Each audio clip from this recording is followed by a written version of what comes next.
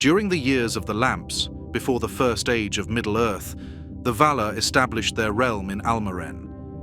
It was here, in the first dwelling of the powers, that Sauron, currently known as Mairon, served in Aulë's forges, perfecting his craft while the world was young. The great smith of the Valar, Aulë found in Mairon not merely an apprentice, but a spirit whose brilliance outshone all others, one whose passion for order and drive for perfection marked him as first among the Maia. Yet where Aulë crafted to bring forth beauty into Arda, Mairon shaped his works to impose his vision upon it. He loved order and coordination, and disliked all confusion and wasteful friction. Through the vast halls of the Valar echoed praise for his works. Even Manwë, lord of the breath of Arda, marked the sublime precision of his crafts. Yet beneath this mantle of excellence lurked a shadow of discontent. As the world took form around him, Mairon beheld what he deemed imperfection in the Valar's designs. Their harmony with the music of the Ainur, their acceptance of freedom and chance, these seemed to him not virtues to be cherished, but flaws crying out for correction. It was in these moments of growing discord that Mairon first truly heard the power in Melkor's music. Where others drew back in horror from these dominating themes, he perceived in them a path to the perfect order he craved. Melkor came to him not with base promises of power, but with grand visions of a world remade, a realm where efficiency would reign supreme, unfettered by what Mairon perceived as the chaotic whims of lesser beings. Why spend ages guiding the world toward order when it could be achieved swiftly through strength of will? For Mairon, this was not temptation, but vindication. Here at last was one who understood that true perfection required absolute control. And so, Mairon stepped across the line, fully becoming Sauron, the lieutenant to the greatest darkness Arda would ever know. As Mairon's transformation into Sauron completed, Middle-earth entered its first age. Morgoth returned to Middle-earth after destroying the two trees of Valinor, and Sauron emerged as his chief lieutenant. In the year 455 of the First Age, during the Dagor Bragolach, the Battle of Sudden Flame, the full measure of Sauron's power was unveiled. Sauron swept through Beleriand with Morgoth's forces, toppling the realms of Elves and their allies one by one. His name became a whisper of dread, for he had transformed from mere servant into Morgoth's most devastating weapon.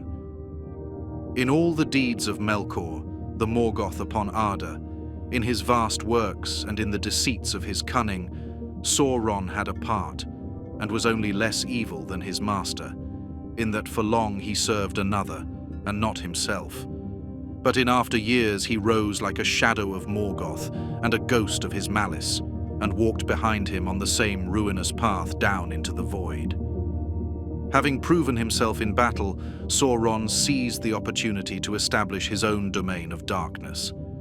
Under the Dark Vala's banner, he found liberation from the constraints that had bound him in Aulë's forges, freedom to experiment, to push creation itself beyond its ordained limits. From this newfound autonomy arose his own dark kingdom.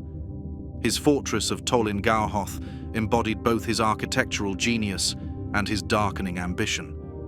Black towers thrust upward like teeth against the twilit sky, each battlement and courtyard precisely crafted to channel both fear and power. Here, Sauron mastered the art of corrupting spirits, binding them into wolfish forms to serve his will. These werewolves were his first great work of domination, spirits of cunning malice clothed in brutal flesh, a perfect fusion of his old craft and his new cruelty. In the year 466 of the First Age, within his seemingly impregnable fortress, Sauron first tasted defeat.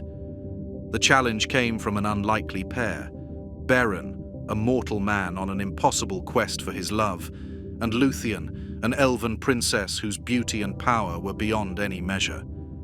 They sought to free Beren's companions, who had been captured during a failed attempt to fulfill their sworn oath to steal a Silmaril from Morgoth's crown. When they came to his isle, Sauron faced a power he had never encountered in all his calculations, the unyielding strength of love and sacrifice. Luthien used her enchanted voice to lull his werewolves to sleep, forcing Sauron himself to emerge and confront them. Though he was a master of shapeshifting, able to take the form of wolf, serpent, and vampire at will, even these terrible forms proved worthless against his opponents. Huan, the mighty hound sent by the Valar themselves to aid in this quest, proved immune to all Sauron's transformations. There was an ancient prophecy that Huan could only be killed by the greatest wolf that would ever walk the world. Sauron, in his pride, took the form of the mightiest wolf ever seen in Middle-earth. The battle that followed shook the very foundations of the Isle. Sauron's massive wolf form against Huan, each bite and slash meant to be fatal. Yet for every wound Sauron inflicted, Huan's divine strength proved greater. When Sauron shifted to a serpent to escape Huan's grip, the hound's jaws caught him mid-transformation. When he took the form of a vampire, attempting to flee into the night, Huan pulled him from the sky. Each form Sauron took was met and mastered by the divine hound's relentless pursuit. Defeated and cornered by Huan's unrelenting assault, Sauron was forced to surrender his physical form, fleeing as a dark spirit and abandoning his fortress to his conquerors. It was his first true defeat, and a lesson he would never forget, that there were powers in this world beyond his ability to control or predict. This marked the first crack in Sauron's perfect edifice of control. Yet, like all Maia, Sauron could eventually reform his physical body. When he returned to Morgoth's service, his pride had hardened into cold resolve, determining that his dominion must become absolute, his control total, leaving no room for such unpredictable forces to threaten his designs again. But before Sauron could fully rebuild his power, everything changed. In the year 545 of the First Age, the Valar finally moved against Morgoth. They launched a war so devastating it shattered the very lands of Middle-earth. Mountains crumbled, seas rose, and entire kingdoms sank beneath the waves. In this battle, Sauron led Morgoth's armies, commanding hordes of wolves, dragons, and demons against the forces of the Valar. But even his brilliance could not prevent Morgoth's defeat. When his master was finally captured and cast into the void in 587, his servants scattered like ash in the wind. But Sauron did not run with them. Instead, he surrendered. Before the Herald of the Valar, he begged for mercy.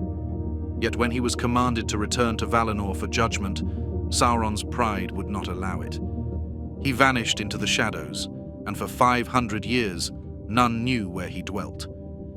In the year 1200 of the Second Age, when he finally emerged, none recognized the dark commander of Morgoth's armies.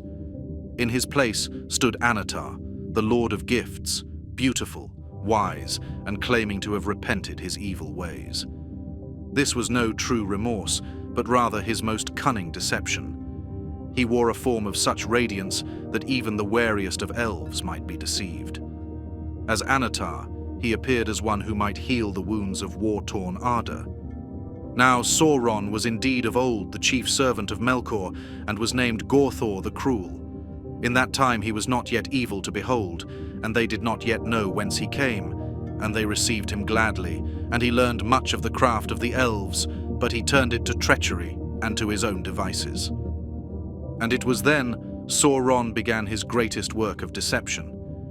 Having spent centuries carefully cultivating his image as Annatar, he now moved to bind the greatest craftsmen of the age to his will. His chosen instruments were the elven smiths of Eregion, and in them he recognized kindred spirits, craftsmen whose desire for perfection matched his own. Around the year 1500, Sauron came to them as teacher, sharing knowledge that melded their artistic mastery with his profound understanding of the music of creation itself. When he spoke of halting decay, of preserving all things beautiful against the ravages of time, he voiced their own deepest yearnings. In the forges of the Gwaith y Myrdain, the brotherhood of jewelsmiths, Sauron forged the Rings of Power over the following decades. By 1590, 16 rings had been crafted, while the Elves forged their 3 in secret, untainted by Sauron's hand. Each ring was a miracle of craftsmanship, tailored with terrible precision to its intended bearers. The 7 for the Dwarves hummed with promises of wealth and mastery over stone, and the 9 for men whispered of power and immortality. In the year 1600, Sauron secretly slipped away to Mordor. In the fires of Orodruin, Mount Doom, his true purpose took form. Here, where the very forces of Arda bubbled close to the surface, he forged his masterwork, the One Ring. The One Ring was more than mere artifact. It was the culmination of all his knowledge, a tool to bind will, to reach into the very fabric of Middle-earth and bend it to a single purpose. As Sauron poured his power into the molten gold, words of binding appeared in letters of flame, revealing both his mastery and his ultimate aim. One ring to rule them all, one ring to find them, one ring to bring them all, and in the darkness bind them. When he placed the One Ring upon his finger, the Elves immediately perceived his true purpose. Their 3 rings, mightiest and most beautiful of all, were removed and hidden. But the 7 and the 9 had already begun their work, setting in motion a chain of events that would reshape the fate of Middle-earth. While the Elves escaped his trap, the mortal men proved far easier prey. Sauron's greatest triumph over men came through the 9 rings. He chose his targets carefully: mighty kings, powerful sorcerers, and legendary warriors. Each received a ring that promised exactly what they craved most. The corruption was subtle at first.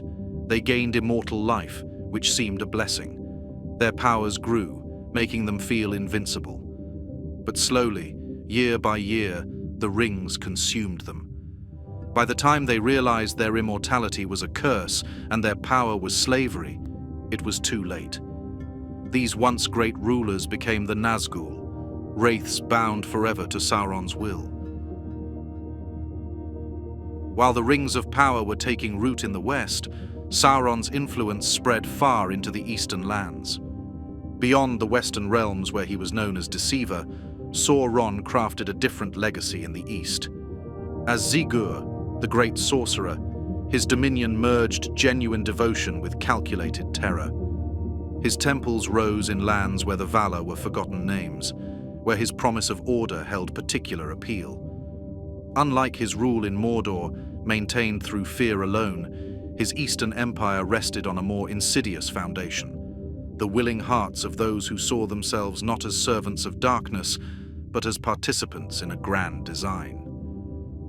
Over the next millennium and a half, Sauron steadily expanded his dominion from both Mordor and his eastern territories. While coastal regions and some elven strongholds remained beyond his grasp, Sauron turned inland, subjugating most of Middle-earth's peoples. His influence reached from the eastern lands to the edges of the misty mountains, from the frozen wastes of the north to the scorching deserts of the south. By the late Second Age, he had claimed the titles King of Men and Lord of the Earth, and only a few remained with the strength to challenge his might. Gone was any pretense of Annatar, the giver of gifts.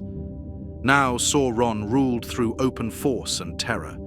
His armies of orcs and corrupted men grew endless. His fortress of Barad-dûr rose ever higher, and his 9 ring-wraiths spread fear across all lands. The Elves retreated to their hidden realms, and kingdom after kingdom of men fell under his shadow. Those who refused to bow were crushed. Those who submitted found themselves enslaved.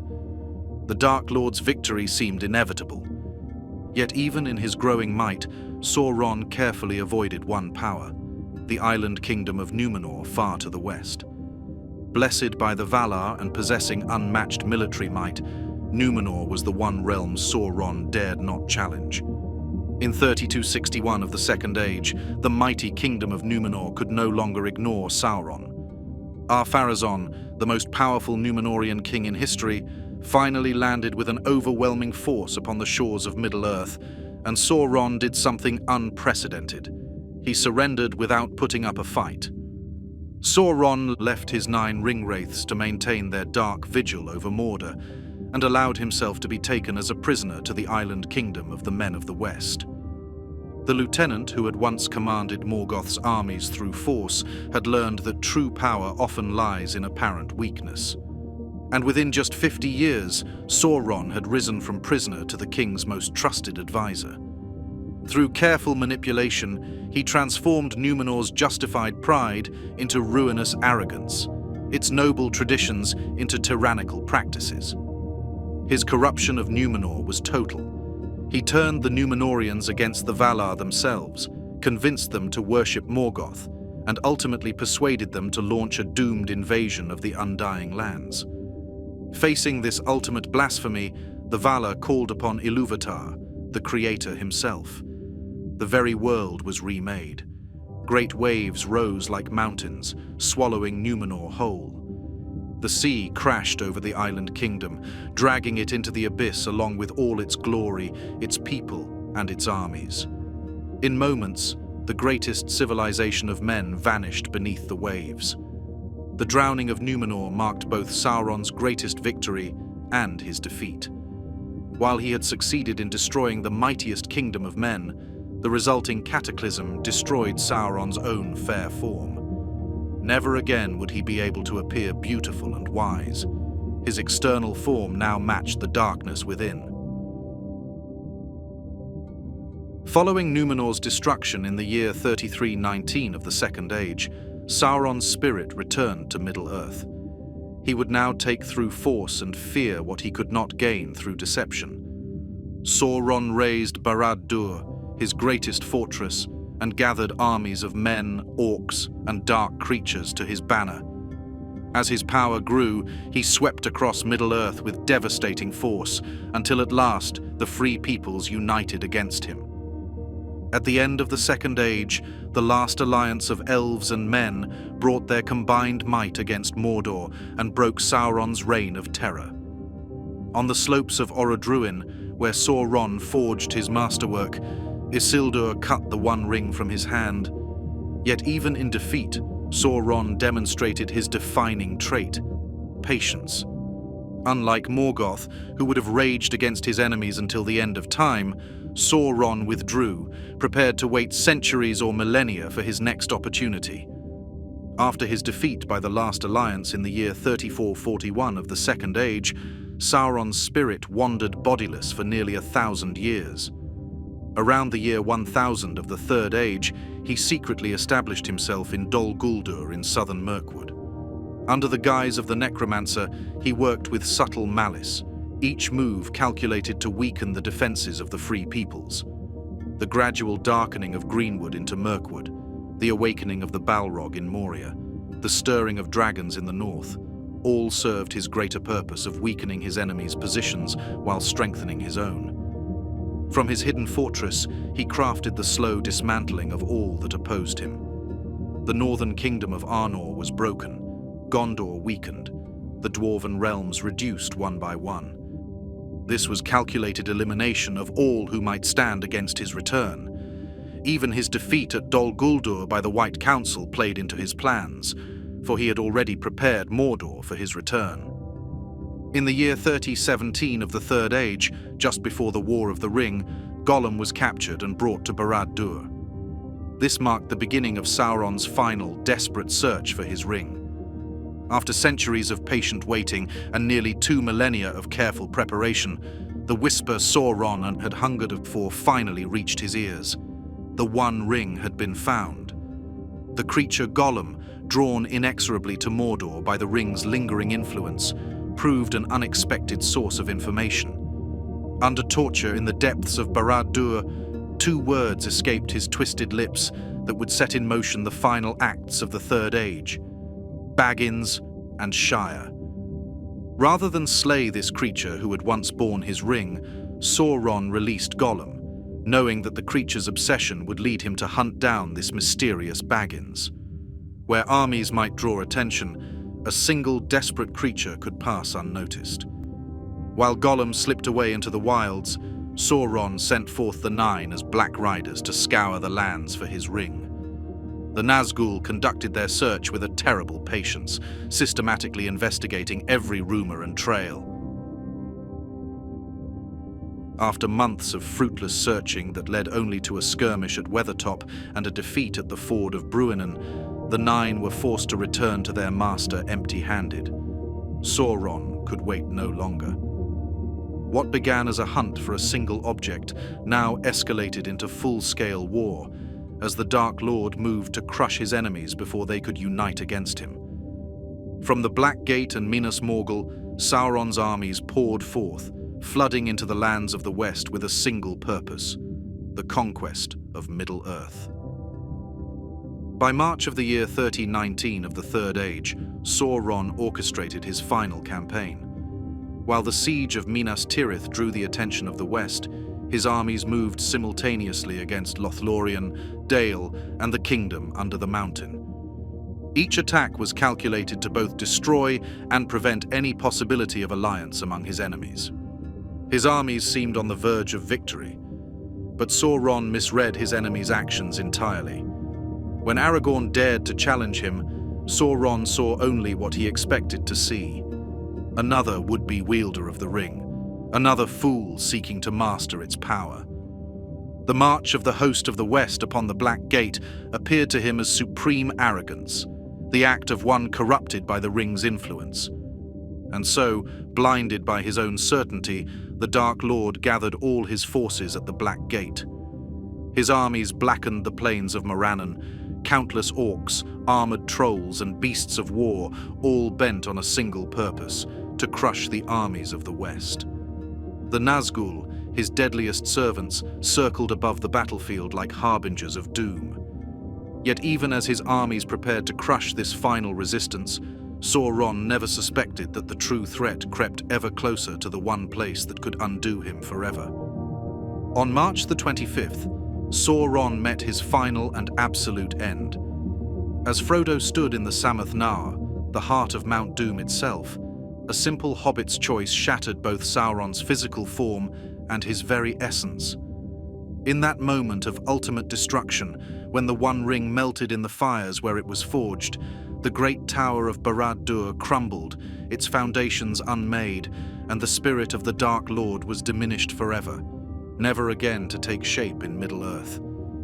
And into the heart of Sauron the thought came that the One Ring, his greatest work, was in peril and beyond his reach, with all its power lost. Then his wrath blazed forth and his terror, and he trembled, for he knew his doom was near.